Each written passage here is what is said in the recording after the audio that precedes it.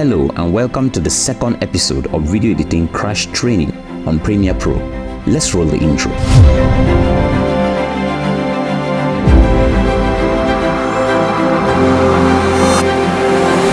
Welcome to episode 2.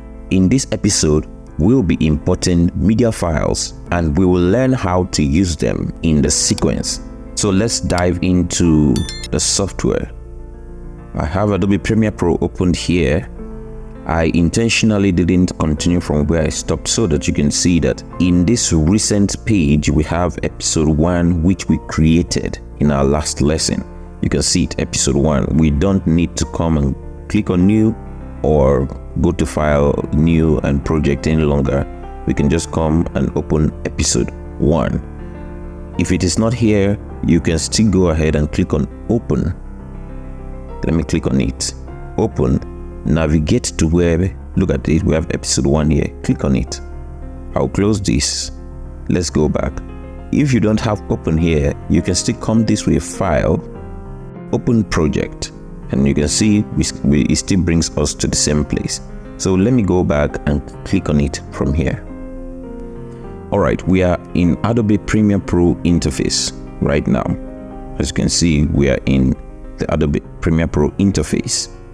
So the first thing we're going to do is we need to create a sequence. We need to create a timeline where all our editing will be happening.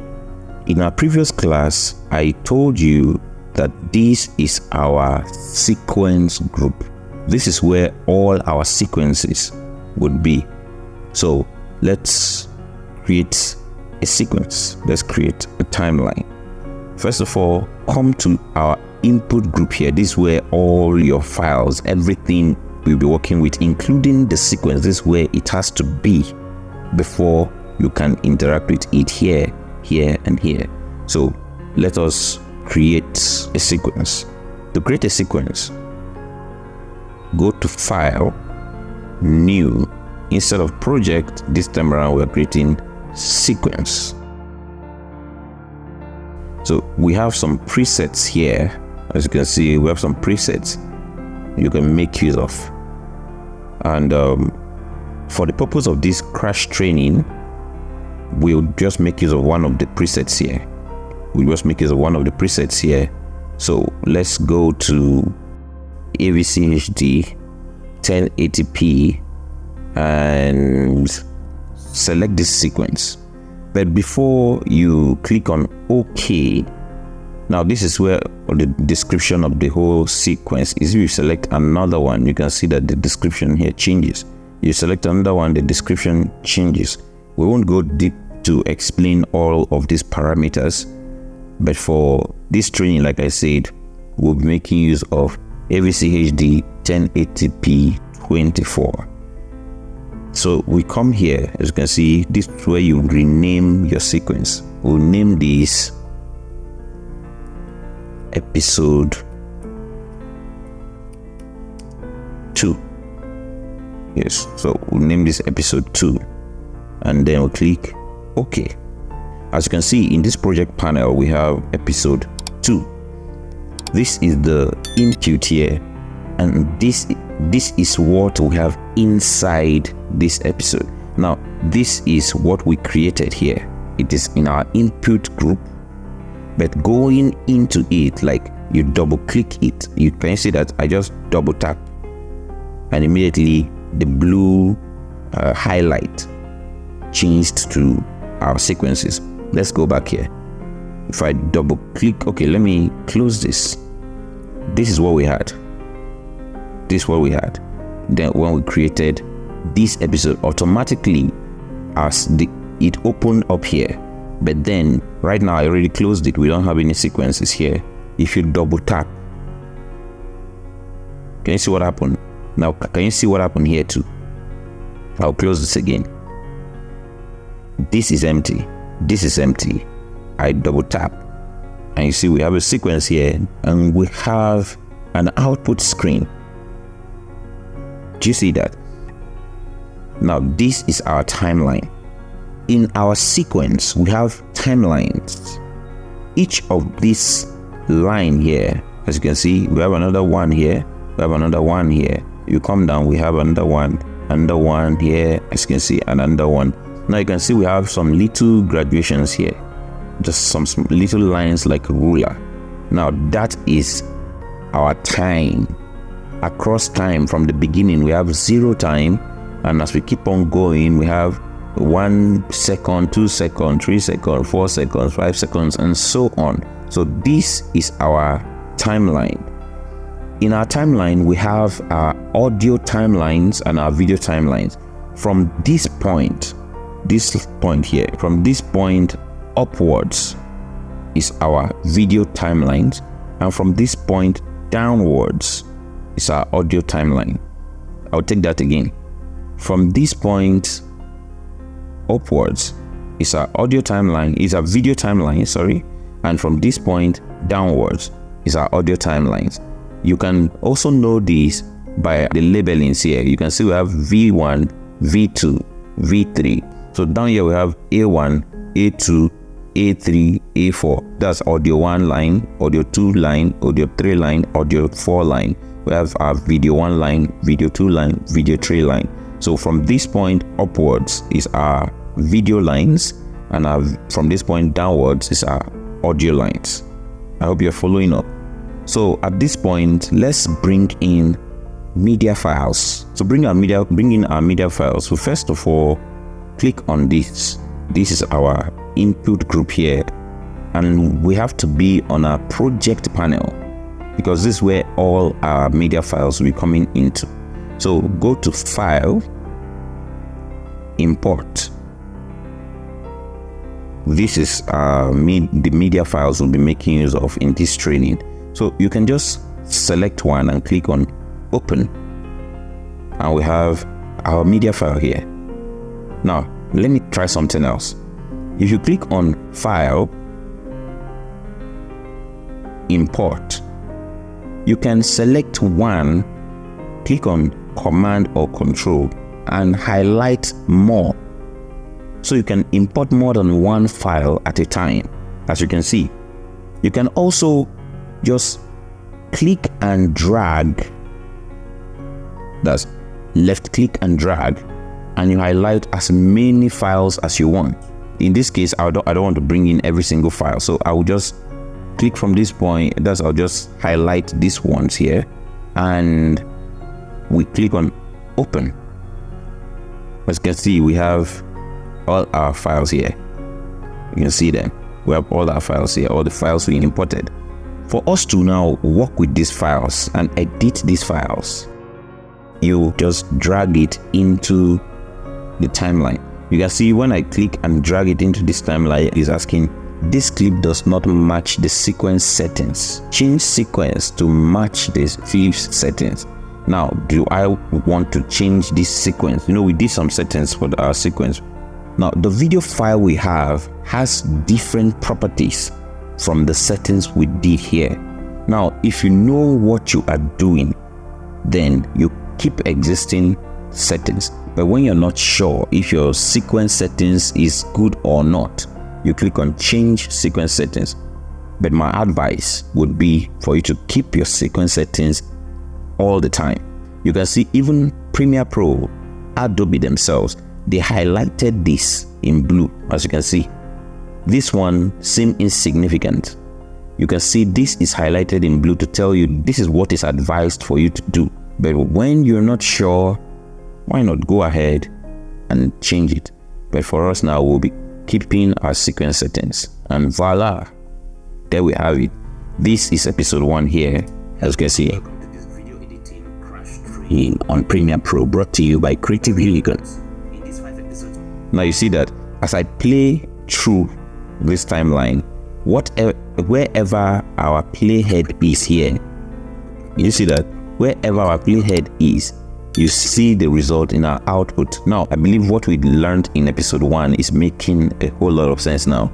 We have our input group here where we have this video file.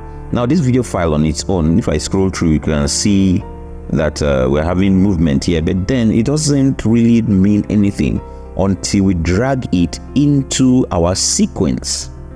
and then when we play through our sequence, we see the result in our output group here. Is that making sense? All right, let's go deeper. When you have your video file here, we can cut this clip, add more clips to it, add effects, change color settings, and so on and so forth. Like I said earlier, from this point upwards is our video lines, and you can see we have this one video file here. If I move it, you see everything moves. Now this one video file here has a video line and an audio line. It is important to note that we have something like an eye here. As you can see, if I click on this, like I just shut the eye, you see that our media is here, but we can no longer see it in the output. Now if I open the eye, you see that it has appeared. Now if we shut this eye, nothing happens. If we shut this eye, nothing happens. But immediately we shut this eye, something happens. That's to tell you that, let me open them back. That's to tell you that to every line we have an output toggle. Now this eyeball is what links this sequence to the output window. So what that means is, once you close this eye, you've closed the output window's eye on that particular line. In other words, it won't be able to see anything there again. You will understand the importance of this in subsequent episode. So when we close the eye, it assumes there is nothing here, and that's why it is blank. Let me open it up. In the same vein, we have mute buttons here. This M stands for mute, as you can see. So when you mute this, let's play it again. You can see we no longer have audio, but we have video. You see that? Now let's go back. Can you hear the sound now? Can you see that? Now, and as we play through, you can see our audio meter here telling us how the audio is moving. Do you see that? If we play it, you see our audio meter by moving. Does that make sense? All right, let's go deeper into our timeline. Now we can bring another video file. Okay, in this case, this particular file is just a video file. There's no audio to it. You can see we have video but no audio to it. So we bring it. When we drop it, you see that immediately this one disappears. Let me move this over. We have the one below. When you move this, we have the one above. Do you understand? So now you can see that if I play through, you're hearing the audio, but you're no longer seeing my face. That's to tell you that Adobe Premiere Pro prioritizes the media at the top. In other words, if I bring another media file and put on this third line here, this one will disappear. Let's try it. So let me come this way, and let's make use of this one. Okay, this one has an audio. I'll put it at the top. Can you see that? Now this one under disappears. Let's just play through, and you see from this point we see this one, at this point we see this one, and at this point we see this one. Like it's prioritizing the one on top. Let's play it. Premiere Pro brought to you by Creative Unicorns. In this 5-episode series, we'll take you through the basics. Do you see that? So if we put another one at the top, now I'll mute this sound so it doesn't affect my explanation here. So if you play this, you can see immediately when it gets to that point, yes, it changes. And maybe when it gets to that point, it changes. We can still bring another one. You see this?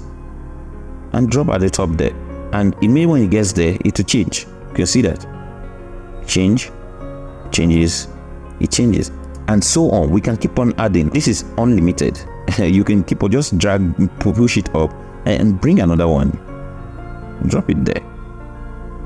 You see? Let's play this. You see, we have this, changes to this, it goes ahead, changes to this, goes ahead, changes to this, and the last one, it changes to that one. We can just keep on adding over and over. There is no limit. You can have 1,000 lines here. Yes, there is no limit. You heard me right. There is no limit. You can have 1,000 lines here. That doesn't mean you should go ahead and keep on creating, because it can get overwhelming so quickly. Make sure to make use of as minimum as possible timelines, because the more lines you have, the more complex your project gets. All right, so let's go back down and dive a bit deeper. Okay, so all right, so what will you do if you don't need this audio to continue any longer? That's this first one. If you don't need it any longer, like after this first point here, after this point, you don't need anything from this file again, but it is very long. What do you do with the remaining chunk? That is where you bring in your razor tool. We'll go into our tools panel here. This tool here is razor tool. Just click on that tool, come over here, cut, change back to your selection tool, click on this and click delete. Because you can see we don't have that file any longer. So at this point, we just have this beginning part for this file, the second file, third file. Let's say immediately when we move from this second file to this one, you also want the remaining chunk here to leave your sequence. Just click on your razor tool, cut it, go back, click on your selection tool, highlight this one and delete. Same thing, come over here. You see that? And with this now we can move this downwards here. You can move this downwards. Do you see that? And if you remember, we still have another one down up there. Bring it down, push this thing down. This is just a repetition. You see, I can highlight more than one file at a time. This is just a repetition of the first thing I did. And at this point, we'll have the same video, but no longer a messy timeline. You see how I just cleaned that up? Let's play it now. You see, we have the same thing. You see that? You see that? The same thing. Do you see that? And the same thing. So we have the same thing as the last time, just that this time around we have a cleaner timeline, we have a cleaner sequence. Finally, in this episode, I'll be touching on our process group. We've talked about our input group here. We've also talked about our sequences. We've seen how the sequences interact with our output. So the next thing now is for us to talk about our process group. Now, this is how the process group works. For every file here, we have properties. If you remember, when we imported our first file, we got a message from Adobe saying that the properties of that file is not the same as the sequence. For instance, we opened a 1080p sequence, that is a full HD sequence, but this video file here is a 4K file. If you can see, this file is cropped. Can you see this? This file is cropped. This is not the full file because the file is bigger than our sequence. Now this is a HD sequence, but our file is a 4K file. Just look at this. Immediately when I click on any file, you see that some settings come up here. We are on our effects control here. As you can see, we are on our effects control. Immediately when I click on any file here, you see that some things come up. I clicked on this one, there's a little change there. I click on this one, you see changes. Do you see that? Okay, now I want you to look at this. I want you to look at these numbers here. Just look at them when I change. Do you see that? Okay, so I have clicked on this file now, or on the timeline. If I come to scale here, okay, let's start with position. Let's start with position. If I move this, you see, that's just click and drag. Do you see this? or click on it, let it be highlighted like this, your arrow key. You see how it is changing. See, as the numbers increase here, as you can see, as the number increase here, our media is moving from left to right. So as the number reduces, that's with the down arrow, our media is moving from right to left. We can also do this by clicking and dragging. That's increasing the number upwards or reducing the number backwards. You see what that does? This second one moves it upwards and downwards. Do you see that? The second one moves it upwards and downwards. If you've changed these numbers and it doesn't look okay and you don't know how to go back to the original state, all you just need to do is come and click on our reset toggle here and we're back to where we started. So the second one is our scale here. See this? Now, do you notice this? Now we have our files here, but we are processing this file, that's changing how this file looks on the output from this place. That's why I call this a process group. We are processing this media file here through this place, through this group, and then we are seeing the result in our output. Now, does that make sense? So you can see we have the full video file here now, and the same thing applied to this one. If you click on it, you can go ahead and play around with all these other things. We have our rotation here. Let me just click on it so you see the results.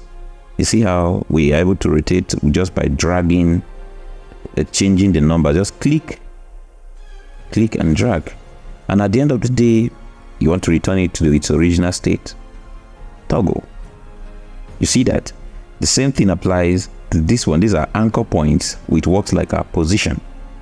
An anchor point, if you want to return back, just toggle, play around with them, and if you have any questions or you discover something interesting, leave a comment below and I will respond to you. With that, we've come to the end of the second episode in this series. Hope you're enjoying yourself. In the next episode, we'll be handling effects and transitions. We'll also be introducing text and titles. So if you are yet to subscribe to this channel, make sure you subscribe so that you don't miss out on the next episode and subsequent series. Make sure to hit that notification bell so you'll be the first to be notified. Until next time, stay creative.